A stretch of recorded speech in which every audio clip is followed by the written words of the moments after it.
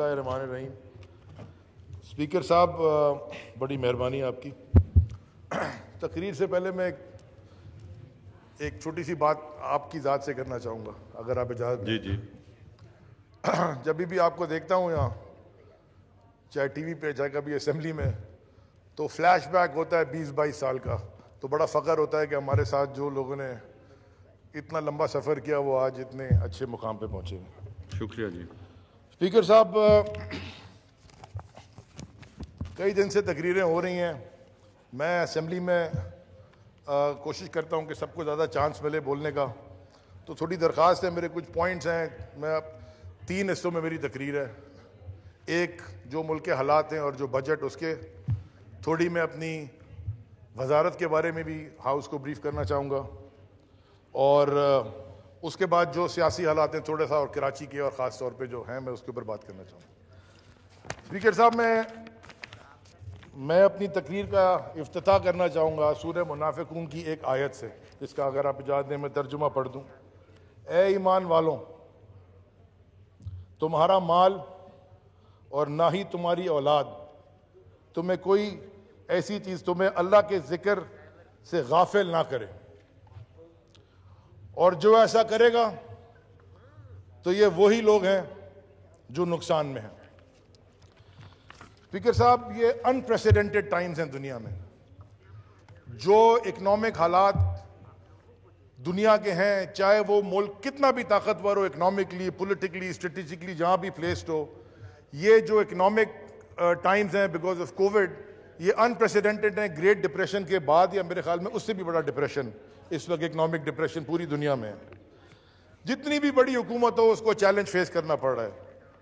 बड़ी बड़ी दुनिया की इकोनॉमीज जहां पे करंट अकाउंट डेफिसिट का कोई कॉन्सेप्ट नहीं होता, जिनकी बिलियंस ऑफ डॉलर्स की एक्सपोर्ट्स है, हंड्रेड्स ऑफ बिलियंस की एक्सपोर्ट्स है, वो अपने आप को इस वक्त एक बहुत मुश्किल वक्त में पाते हैं। अमेरिका की दुनिया की बड़ी इकोनॉमी है, वहां आज सुबह मैंने चेक किया, अनएम्प्लॉयमेंट रेट 13.3%, 13.3% हो चुका है। इसका मतलब है कि 40 मिलियन लोगों ने अमेरिका के अंदर अनएम्प्लॉयमेंट क्लेम की है। ये वो इकोनॉमीज हैं जो दुनिया की इकोनॉमीज को चलाती हैं। मुझे स्पीकर साहब बड़ा फख्र है कि मैं एक ऐसे वजीर आजम की काबीना का हिस्सा हूं कि जिसको पूरी दुनिया में इस कोविड क्राइसिस के अंदर जिस तरह इस मुल्क को मनूवर किया, उसकी उधर तारीफ हो रही है। Despite the fiscal space we got, जो हमने इकोनॉमी इनहेरिट की थी, जिसमें कर्जों में डूबी हुई एक इकोनॉमी, जो कुछ 5, 7, 10 चीजें हमने बड़ी की हैं इस कोविड क्राइसिस में, एक वो उसकी एक बेहतरीन मिसाल एहसास इमरजेंसी प्रोग्राम है, जिसमें 1.66 मिलियन लोगों को, फैमिलीज को, खानदानों को घर तक ट्रांसपेरेंट तरीके से 12,000 रुपए दिए गए। एक बड़ा स्टिमुलस पैकेज 1.3 ट्रिलियन रुपीस का अनाउंस किया गया। इंटरेस्ट रेट फैक्ट्रीज के लिए और इंडस्ट्री के लिए और बिजनेसमैन के लिए, ताकि वो अपने लोगों को ना निकालें, 3% को लोन लेके अपने लोगों को नौकरी भी रख सकते हैं ताकि अनएम्प्लॉयमेंट ना हो। एसएमईज के लिए, स्मॉल एंड मीडियम एंटरप्राइज के लिए बिजली के बिल 3 महीने माफ किए। किसी भी इमर्जिंग मार्केट में स्पीकर साहब सबसे बड़ा डिस्काउंट रेट जो गिराया गया वो पाकिस्तान में 525 बेसिस पॉइंट, माने 5.25%। इंपोर्ट स्पीकर साहब 40 बिलियन से 20 बिलियन पे आ गई हैं। ये मुझे तो पता है ना, मैं तो पोर्ट एंड शिपिंग का मिनिस्टर हूं, सारा माल आता भी वहीं जाता भी वहीं से। जो मैक्रो इकोनॉमिक हेडविंड्स थी, उसके बावजूद, आईएमएफ की और एफएटीएफ की कंडीशनैलिटी के बावजूद, लोकटस के अटैक के बावजूद, हमारी टैक्स कलेक्शन पिछले 9 महीने में 17% इंक्रीज की है। जो पिछला साल गुजरा स्पीकर साहब, ये रिकॉर्ड है। It will be remembered as a record year for tax refunds and rebate refunds. ये इस इकोनॉमिक कंडीशन में मिलने के बावजूद प्राइम मिनिस्टर इमरान खान साहब की इकोनॉमिक टीम ने ये स्टेप्स लिए हैं। 50 बिलियन रुपया एग्रीकल्चर में प्रोग्राम का है, 200 बिलियन रुपया एलोकेट किया डेली वेजेस के लिए, कमोडिटी प्राइस, वीट जितनी अब खरीदी जाएगी कभी पाकिस्तान की तारीख में नहीं खरीदी गई। लोन्स डिफर किए कंज्यूमर के लिए, गाड़ियों की, घर के लोन्स किसी को लेने, क्रेडिट कार्ड्स के लोन, उनको डिफरमेंट मिली है। हुकूमत ने अपनी बेल्ट टाइटनिंग की है और ये टीवी के ऊपर और सोशल मीडिया पे हम बता चुके हैं कि जब कोविड नहीं भी था और हमारा वजीर आजम जब बाहर जाता था उनका कितना खर्चा होता था, और जब माशाल्लाह पहले के वज़रा और प्रेसिडेंट जब बाहर गए उनका क्या खर्चा है। मैं एक उसकी अपनी एग्जांपल दे दूं, मैं जब पहली दफा पाकिस्तान का कोई मिनिस्टर IMO में गया तकरीर करने, जो इंटरनेशनल मैरीटाइम ऑर्गेनाइजेशन है, पहली दफा किसी पाकिस्तान की मिनिस्टर ने तकरीर की, मेरे डेलीगेशन में 4 लोग थे और मैं सिर्फ एक रात तकरीर करके वापस। तो पिछले डेलीगेशन आते थे 20-20 लोग आते थे, 2-2 हफ्ते के लिए रहते थे होटलों में लंदन के। पूरी दुनिया प्रेस कर रही है इस वक्त पाकिस्तान को, जैसे इस कोविड क्राइसिस से मनूवर किया है। वाइप आउट हो गई है इकोनॉमीज। लेकिन स्पीकर साहब, मैं आखिर में बताना चाहता हूं कि इन सब प्रेशर्स के बावजूद जो ग्लोबल GDP ग्रोथ है, ये उसके फिगर्स हैं वर्ल्ड इकोनॉमिक आउटलुक के। America, United states -8%, United kingdom, London जहां सबके अपार्टमेंट्स आजकल मिलते हैं, बड़े जमाने से मिल रहे हैं, -10.2%, south Africa -8%, Russia -6.6%, Saudi Arabia -6.8%, Malaysia जो कि मुसलमान मुल्कों में एक बड़ी अच्छी तगड़ी इकोनॉमी समझ जाती है, -3.8%, हिंदुस्तान जिसको अच्छी तरह फेंटा लग रहा है चाइना से मोदी सरकार को, -4.5%, और पाकिस्तान स्पीकर साहब सिर्फ 0.4%। ये डेटा अगर किसी को नजर नहीं आ रहा, ये हमारा नहीं है, वर्ल्ड इकोनॉमिक आउटलुक है जो IMF, international monetary fund IMF उसका सोर्स है। अगर ये डेटा किसी को नजर ना आए और वो तनकीद करे, फिर वो ऑपोजिशन बड़ा ऑपोजिशन है, वो क्रिटिकल एनालिसिस किसी चीज का नहीं है। स्पीकर साहब, मैं जल्दी से थोड़ा अपनी वजारत के बारे में भी आपको बता दूं। कुरान शरीफ में, और यहाँ बड़े पढ़े लिखे लोग बैठे हैं और मुझे पता है और मुझे यकीन भी है कि तर्जुमे के साथ कुरान शरीफ यहाँ मुझसे ज़्यादा सबने पढ़ा होगा, तकरीबन 9 दफ़ा या 10 दफ़ा समंदरों का और जहाज़ों का जिक्र अल्लाह ताला ने किया। सूरह नहल की एक आयत का तर्जुमा मैं आपके सामने पेश कर दूं, और वही है जिसने समंदर को तुम्हारे इख्तियार में दिया ताकि से उसमें तुम ताज़ा गोश्त खा सको और उससे जेवर निकाल सको जिसे तुम पहनते हो, और तुम देखते हो कि बड़ी बड़ी कश्तियां समंदर के पानी को चीरती हुई चली जाती हैं, और इसलिए कि तुम खुदा के फजल से माश तलाश करो और ताकि उसका शुक्र अदा करो। 1400 साल पहले कुरान मजीद में ब्लू इकॉनमी का जिक्र हो चुका था। ये ब्लू इकॉनमी कॉन्सेप्ट जो इस मुल्क में कभी आज से पहले हुए ही नहीं थे, कभी किसी ने बात ही नहीं की, और जब मैंने पहली दफा ब्लू इकॉनमी की बात की तो लोग मुझसे बड़े पूछते थे ये क्या चीज है। स्पीकर साहब, जैसे इंडस्ट्रियल इकॉनमी होती है, एग्रीकल्चर इकॉनमी होती है, डिजिटल इकॉनमी होती है, इसी तरह एक ब्लू इकॉनमी भी होती है। तो हमने वजीर बनने के बाद कुछ बड़े ऐसे स्टेप्स लिए हैं जो पाकिस्तान की तारीख में इस मिनिस्ट्री में कभी भी नहीं हुए। पहला स्टेप हमने लिया था कि हमने एक व्हाट्सएप नंबर और एक ईमेल एड्रेस बनाया और हमने इसको पब्लिक कर दिया। जितने लोग मैरीटाइम सेक्टर से रिलेटेड हैं वो डायरेक्टली मुझसे रब्ता कर सकें, मुझे सजेशन दे सकें, अगर कोई इरेगुलरिटी है उसको रिपोर्ट कर सकें। वो मैं डायरेक्ट मॉनिटर करता हूं 3 दफा हफ्ते में बैठ के। मैं सर स्पीकर साहब आपको छोटी सी ब्रीफ अपनी ऑर्गेनाइजेशन के बारे में भी दे दूं क्योंकि वो फाइनेंशियली इंडिपेंडेंट ऑटोनोमस बॉडीज हैं। PNSC जब हम आए थे तो 9 जहाज थे जिसमें से 5 बल्क कैरियर से और 4 लिक्विड कैरियर से जिसमें तेल आता है। वो अब 2 बढ़ा के 11 जहाज हो गए। एक ERP सोल्यूशन, सारी दुनिया बात कर रही है डिजिटाइजेशन की। PNSC मेरे ख्याल में इस मुल्क की स्टेट ओन एंटरप्राइजेस में पहली होगी जिसके ERP सोल्यूशन इंप्लीमेंट, तकरीबन कोविड नहीं होता तो हो चुका होता, लेकिन नवंबर 2020 में पूरी PNSC एंटरप्राइज सोल्यूशन के ऊपर चल रही होगी। 4.7 बिलियन रुपए के लोन पिछले 2 साल में, या 2 साल से थोड़े कम वक्फे में, 9-11 को हमने होत किया था 2018 में। 4.7 बिलियन रुपीस के लोन पीएनएससी वापस कर चुकी है। और जो दो नए जहाज लिए हैं उनके ऊपर जो लोन सिक्योर किया है, कोई गवर्नमेंट गारंटी से नहीं है, सिर्फ अपनी बैलेंस शीट पे लिया, कोई कोलैटरल गवर्नमेंट से हमने नहीं मांगा।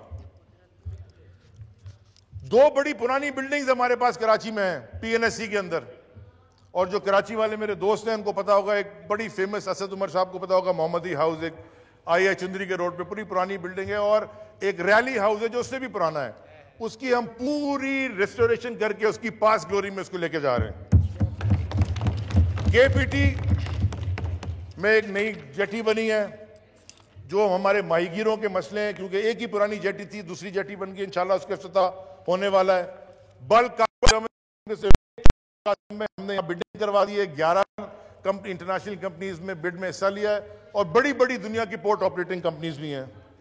स्पीकर साहब, 2.2 बिलियन रुपीस, 2.2 बिलियन रुपए केपीटी ने लिक्विडेट डैमेजेस में रिकवर करके अपने अकाउंट में जमा करा दिए। पहली दफा, स्पीकर साहब ये भी सुन लें, हम तो पिछले 15-20 साल से मिनिस्टर नहीं हैं, 2010 से ये जो इंस्टीट्यूशंस हैं ये मैनेजमेंट बुक्स पे चल रहे हैं। माने इसका मतलब ये कि इसका बजट मिनिस्ट्री ने अप्रूव ही नहीं किया, प्रोफेशनल बजट है। क्यों? 2010 से केपीटी का कभी ऑडिट ही नहीं हुआ था, 2008 से पोर्ट कासिम का कभी ऑडिट नहीं हुआ था। टेंडरिंग प्रोसेस के थ्रू पहली दफा केपीटी की 125 साल की तारीख में स्टोर का ऑडिट कंप्लीट हो गया है। केपीटी का एक अस्पताल है, स्पीकर साहब, इतना बड़ा अस्पताल नहीं आगा खान जितना, लेकिन मैंने देखा कि उसके 140 करोड़ रुपए खर्च होते हैं साल में। उसका ऑडिट टेंडरिंग प्रोसेस के थ्रू एक फर्म आ गई है, वो उसका शुरू हो गया है, और पूरे केपीटी का फाइनेंशियल ऑडिट कंप्लीट होगा, और हम पूरी दुनिया में दिखाएंगे कि फाइनेंशियल ऑडिट जब कंप्लीट होता है तो वहां हुआ कि अच्छी चीज हुई वो भी दिखाएंगे, और जो शॉर्ट कमिंग्स हैं और इरेगुलरिटीज है वो भी दुनिया में दिखाएंगे। पोर्ट कासिम अथॉरिटी, स्पीकर साहब, पिछले 2 साल के कंसेक्यूटिव पोर्ट कासिम अथॉरिटी में highest revenue in the history of port Qasim हुआ है। और मैं आपको यह बताता रहा हूं, 1 इंच जमीन पोर्ट कासिम की बेची नहीं है हमने, अलॉट नहीं की है, ये ऑपरेशनल रेवेन्यू है, छोटी छोटी चीजें ठीक करके रेवेन्यू बढ़ गया। आज पोर्ट कासिम के जो बैंक रिजर्व्स हैं वो पूरी तारीख में पोर्ट कासिम की कभी इतने नहीं थे। ऑडिट 2008 का शुरू हमने कराया था, 2016 तक कंप्लीट, इंशाल्लाह by the end of the year हम इसको ऑन टू डेट ले आएंगे। नाइट नेविगेशन, स्पीकर साहब, आपको पता है, यहां मैं वजारत की बात इसलिए करना चाहता हूं कि लोगों को पता हो, क्योंकि बिजनेस इंडस्ट्री डायरेक्टली रिलेटेड है पोर्ट से। जब जहाज बाहर खड़ा होता है समंदर में, उस पर रोज का 20, 25, 50 हजार डॉलर डैमेज पड़ता है, क्योंकि वहां नाइट नेविगेशन छोटी जहाजों की होती थी। हमने ड्रेजिंग करवा के अब बड़े जहाजों की भी नाइट नेविगेशन 2019 में पोर्ट कासिम में शुरू हो गई है। कोविड-19 के अंदर पोर्ट कासिम इस रीजन का वाहिद पोर्ट था जो खुला रह गया। जो इतना बड़ा पोर्ट है बॉम्बे में, वो भी बंद हो गया, जवाहरलाल नेहरू पोर्ट। लेकिन मार्च और अप्रैल के महीने में पोर्ट कासिम ने रिकॉर्ड 270 वेसल्स हैंडल किए हैं, जो कभी तारीख में पाकिस्तान की नहीं हुआ। जो प्राइम मिनिस्टर का ग्रीन पाकिस्तान इनिशिएटिव है, हम पोर्ट कासिम में हमने 1 मिलियन मैनग्रोव्स की प्लांटेशन शुरू कर दी है। एक जो बड़ी 2 बातें मैं आपको बताना चाहूं, एक बड़ी डिटेल स्टडी कंप्लीट की है स्पीकर साहब। उस स्टडी से इंशाल्लाह पाकिस्तान की तारीख की सबसे बड़ी, लेकिन इस रीजन की सबसे बड़ा ड्रेजिंग प्लान अब तैयार हुआ है, तकरीबन $350 मिलियन पे हो जाएगा। और मैं आपको ये बता दूं कि हम फेडरल गवर्नमेंट से कोई पैसे नहीं लेंगे, हम अपनी ऑटोनमस बॉडी है वो हम खुद फंड करेंगे। उससे तकरीबन 8 नए टर्मिनल्स पोर्ट कासिम में निकलेंगे, जो 1.6 से 2 बिलियन डॉलर्स तक की डायरेक्ट इन्वेस्टमेंट लेके आएंगे। पूरा पोर्ट कासिम का इंडस्ट्रियल इंफ्रास्ट्रक्चर का प्लान कंप्लीट हो गया है, बिडिंग हो गई है। जितना इंडस्ट्रियल एरिया है पोर्ट कासिम का, roads, sewage plants, water distribution, power distribution, ये कंप्लीट हो गया है। ये रेजिडेंशियल अकोमोडेशन, उनके लिए स्कूल और कॉलेज, एक state of the art sports centre, जिसमें एक फर्स्ट क्लास मैच कराने वाला क्रिकेट ग्राउंड, ऐसा तो मेरे को बड़ी खुशी होगी किसी दिन जब बन जाएगा तो खेलेंगे।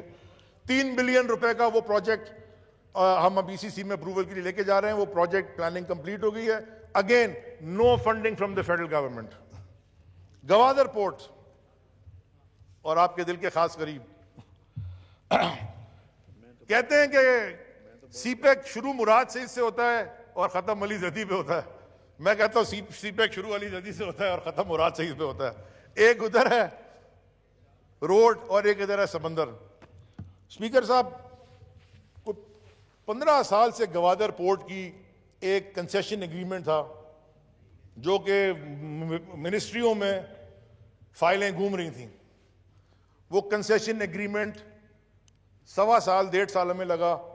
वो हमने फिर ईसीसी से भी, कैबिनेट से भी, और पिछले हफ्ते सेनेट में भी बड़ी उस पर डिबेट हुई, वहां से भी, सेनेट की कमेटी से भी, वहां से भी अप्रूव हो गया। ईस्ट बे एक्सप्रेसवे जो कनेक्ट करेगी गवादर पोर्ट को, उसमें जो भी रुकावटें थी वो कंप्लीट हो गई है। इंशाल्लाह वो भी अगले साल के मिडिल में कंप्लीट हो जाएगी। माहीगीरों के लिए एक बड़ा इशू था ईस्ट बे में ब्रेक वाटर का। वो बड़े कंप्लेन करते थे।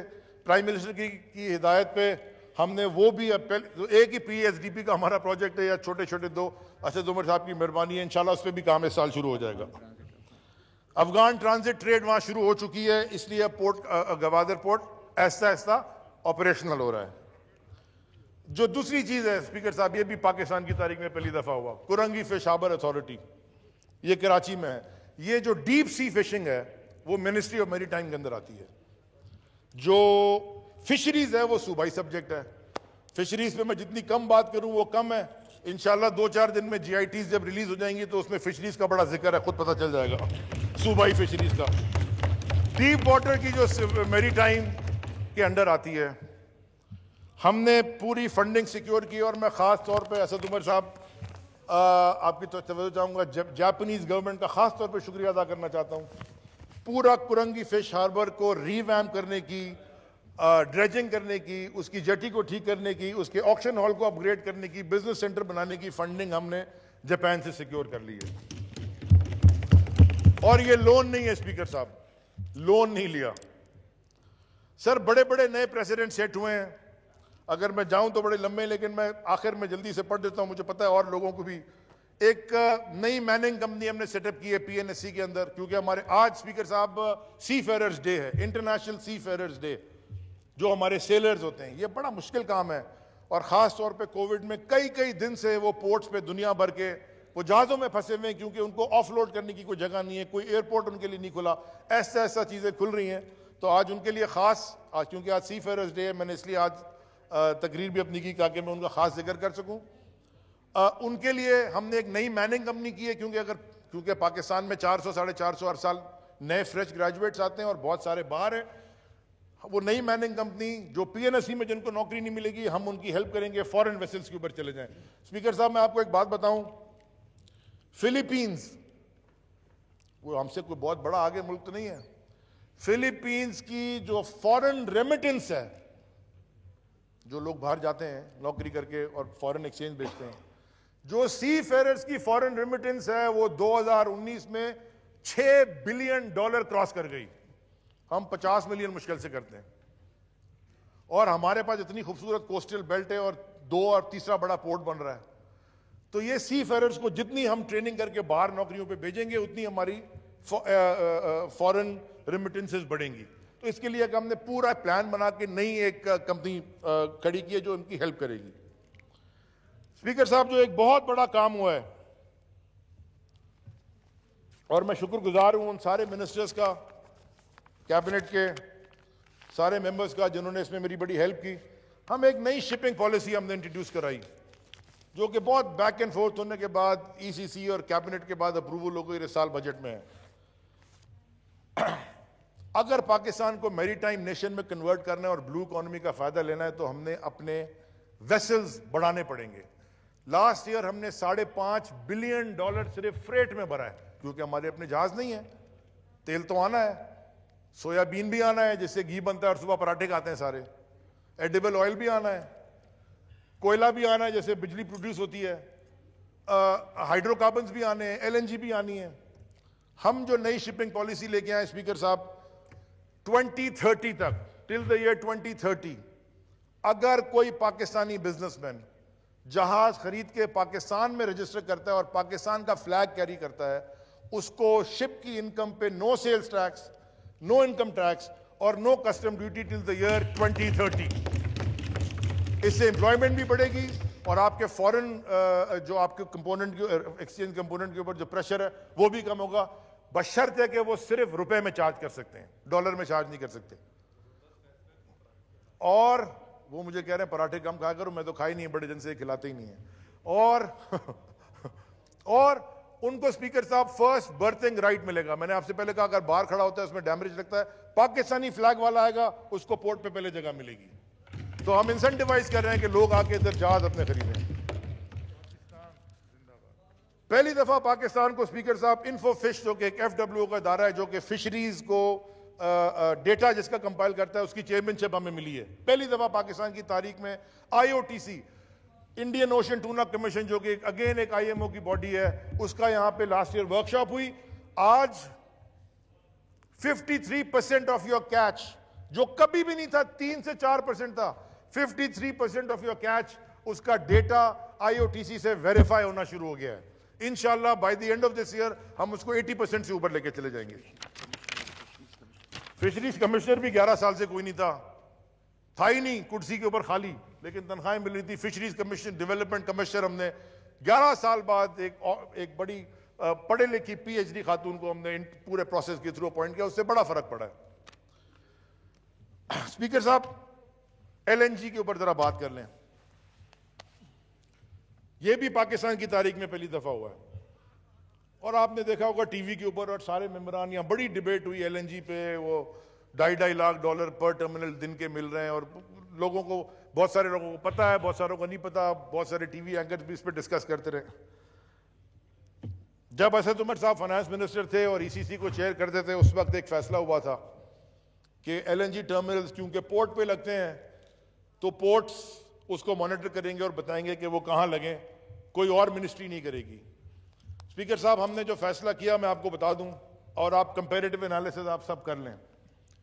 जो 2 LNG टर्मिनल्स को LOI दिया गया है पोर्ट कासिम पे, 2 पहले लगे हुए, उनको गवर्नमेंट ऑफ पाकिस्तान की ऑफटेक गारंटी है।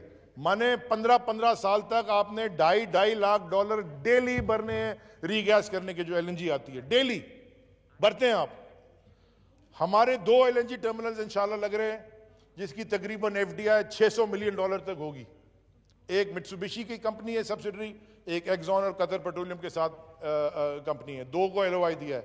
स्पीकर साहब, इन्होंने जमीन फ्री में दी थी, हमने जमीन $10 मिलियन में दी है, जिसके $2 मिलियन डिपॉजिट उन्होंने प्रोविंशियल LOI के साथ जमा करा दिए। ये इन एडिशन कि कोई ऑफटेक गारंटी गवर्नमेंट से नहीं है। अपनी गैस लाएं, अपनी गैस बेचें, खुद खरीदें खुद बेचें, प्राइवेट एंटरप्राइज, और उसके साथ साथ वही रॉयल्टी देंगे पोर्ट कासिम को या गवर्नमेंट ऑफ पाकिस्तान को जो पिछले वाले दे रहे हैं। हम फ्री एंटरप्राइज को प्रमोट कर रहे हैं स्पीकर साहब, बगैर एक बड़े ट्रांसपेरेंट अंदाज से कर रहे हैं। स्पीकर साहब, आखिर में एक बड़ा, मेरे आखिरी 2-2.5 मिनट आपसे और दरखास्त करूंगा। एक थियोडोर रूजवेल्ट, बड़े मशहूर प्रेसिडेंट अमेरिका के थे, अगर आप जाएं तो उनकी तस्वीर व्हाइट हाउस में हमेशा लगी होती है, 2 रूजवेल्ट से दोनों की। उनका एक बड़ा मजे का बयान था, मैं उस दिन पढ़ा था। वो कहते हैं, a man who has never gone to school may steal a freight car. माने अगर कोई आदमी स्कूल की तालीम ना हो तो शायद वो ट्रेन का एक डब्बा चोरी कर ले, but if he has a university degree he will steal the whole railroad. मैं जरा ये पूछना चाहता हूं कि जो पाकिस्तान जिस हालात में है, जिसमें हम देखते हैं कि मेरे सूबे में गधा गाड़ी पे लाशें जाती हैं, ठेले के ऊपर बीमार लोगों को एम्बुलेंस बना के ठेलों पे ले जाया जाता है, लोगों की इजारबंद निकाल के अस्पतालों की खिड़की से ड्रिप टांगी जाती है। यह पाकिस्तान की बात कर रहा हूं स्पीकर साहब, मैं आज के पाकिस्तान की। 700-800 साल पुराने जमाने में तो शायद होता होगा ये, लेकिन मैं आज के पाकिस्तान की बात कर रहा हूं। स्पीकर साहब, ये कौम हम क्या बन गए हैं, इसलिए हम ऐवानों में आते हैं। कोई ये आज ये व्हाट्सएप का दौर है, अगर ये वीडियो मेरे और आपके पास है तो दुनिया भर में जो पाकिस्तान के दोस्त हैं उनके पास भी है कि ठेले पे लाश जा रही है, गधा गाड़ी पे पेशेंट जा रहा है। और बजट अगर आप देखें सिंध हुकूमत का एजुकेशन पे, हेल्थ पे, जो भी 18वीं तरमीम के बाद उनके पास है, 85 से 92% नॉन डेवलपमेंट है, तनख्वाहों में जा रहा है। और उसके बाद ये हाल है, जो जो चीजें उसको तो ठीक कर लेते। तकरीर यहां करते हैं हमारे एक मोअज़्ज़िज़ मेंबर कि इससे उधार मांग लिया, उससे उधार मांग लिया, उससे उधार मांग लिया। स्पीकर साहब, पाकिस्तान वो कौम है जो दुनिया में सब इससे क्या मांग लिया, डोनेशन मांग ली, उससे डोनेशन मांग ली। ये बड़ी तकरीर हुई थी, मैं देख रहा था किसी। स्पीकर साहब, ये वो कौम है जो दुनिया में सबसे ज्यादा डोनेशन देती है, लेकिन टैक्स सबसे कम देती है। क्यों? क्यों? कि इस कौम को अपने हुक्मरानों पे भरोसा नहीं था कि हमारा टैक्स दोगे तो शायद दुबई एमिरेट्स में बंगले बन जाएंगे, लंदन के अपार्टमेंट बन जाएंगे, लेकिन मेरे घर की गली और गटर कभी ठीक नहीं होगी। इसीलिए बड़े बड़े इंस्टीट्यूशन, इसीलिए ईदी जैसा इंस्टीट्यूशन, शौकत खानम जैसा इंस्टीट्यूशन, SIUT जैसा इंस्टीट्यूशन, बहुत इंस्टीट्यूशन ये प्राइवेट फंडिंग से चल रहे होते हैं, इसलिए कि लोगों को भरोसा नहीं था हुकूमत पे। ये पहली दफा है कि टैक्स बढ़ना शुरू हुआ है। स्पीकर साहब, कमाल की बात यह भी है कि सिंध का जो पॉवर्टी रेट है वो आपके बलूचिस्तान के सूबे से भी नीचे है। जो सिंध में गुर्बत है, वो उसका जो रेट, गुर्बत का रेट, वो बलूचिस्तान के लोग, सिंध के लोग बलूचिस्तान के लोगों से भी ज्यादा गरीब हैं। लेकिन वहां के जो लीडरान हैं वो पाकिस्तान के नहीं, शायद दुनिया के अमीर लोगों में हो। ये भी कमाल बात है स्पीकर साहब कि कमाल बात यह है कि एक अस्पताल ऐसा नहीं है पूरे सिंध में जहां पे कोई सिंध का लीडर जो इतने साल से 12 साल तो ये एक कंसेक्यूटिव ही हो गए इलाज करवा सके। हुआ चलो जी लंदन। ये कैसा निजाम है स्पीकर साहब? और ये तकरीर की कल बिलावल साहब ने, सर आखिरी बस 1.5 मिनट तकरीर की कल, मैं देख रहा था टीवी के ऊपर प्रेस कॉन्फ्रेंस। मैं रिपोर्ट नहीं मानता PIA की क्रैश की, तो आपके मानने ना मानने से क्या फर्क पड़ रहा है? आप GIT तो मान लो भाई। टीवी के ऊपर बैठ के तो आपके सारे लोग मेरे साथ कहते हैं कि हम रिलीज कर देंगे, कोर्ट में जाके आप स्टे ले लेते हो। 2.5 साल लड़ने के बाद मैं आपको एक बड़े मजे की बात बता दूं, जब मैंने GIT की पिटीशन फाइल की थी ना अक्टूबर 2017 में, एक ऐवान में एक मेरा दोस्त बैठा है, बड़ा अच्छा है, उसने मुझे कहा सुसाइडल मिशन है। मैं कभी नहीं भूलूंगा वो दिन। लेकिन स्पीकर साहब, हमने सीखा इमरान खान से, big risks are big give big rewards. ये इंशाल्लाह GIT की रिपोर्ट में आखिरी सांस तक लाके बताऊंगा कि किन किन लोगों का नाम उसमें है जो आज भी बैठ के बजट के ऊपर बातें करते हैं। ये बाजू जो घर बिलावल हाउस के सारे खरीदे गए, ये पैसे देके नहीं ऐसे खरीदे गए मार्केट वैल्यू पे। जरा पढ़े तो सही GIT उसमें लिखा क्या क्या है। आखिर में स्पीकर साहब, 2 बातें सिर्फ। एक हमारे मेंबर आज नहीं है शायद ऐवान में, शायद है मेरे भाई राना सनाउल्लाह साहब, बड़े मजे की उन्होंने बात की, मैं आज तक हंस रहा हूं उस पर। एक लाइव शो में मेरे साथ बैठे थे, आपकी इजाजत से राना साहब। इन्होंने कहा कि मैंने इनसे पूछा सर ये बता दें, सब बातें आपकी ठीक मान लेता हूं, मुझे ये बता दें कि ये नौकर के अकाउंट में इतने पैसे कैसे आ गए? उन्होंने पता क्या कहा? 1-2 लफ्जों में उन्होंने कहा, मेरा नौकर मेरी मर्जी। मैं तो परेशान हो गया। वो कह रहे मेरे पैसे मेरा नौकर जितने मर्जी डालूं, आपको इससे क्या है?